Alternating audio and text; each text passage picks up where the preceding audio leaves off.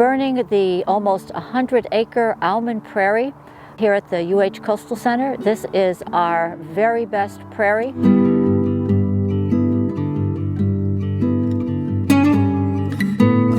Since we have reinstituted our prescribed fire program, we are trying now to have on a rotation of 3 years for every burn that we do.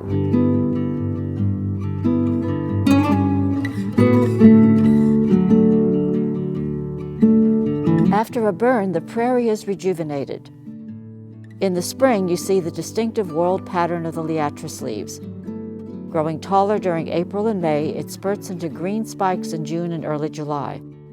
By August, purple spikes dominate the prairie horizon. 3 liatris species grow at the coastal center. By September, the seed is ripening. Rattlesnake master is an indicator plant for a quality coastal prairie.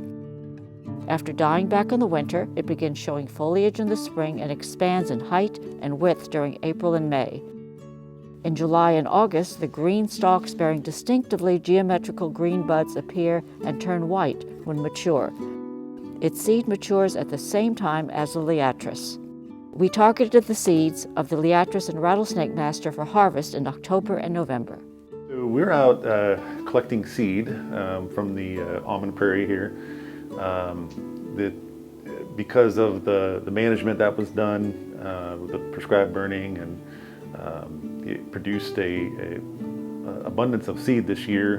This is one of the first projects we worked together with. We've been talking about working together for a long time, and being so close, there just seems to be a lot of opportunity for this type of synergy and this type of partnership.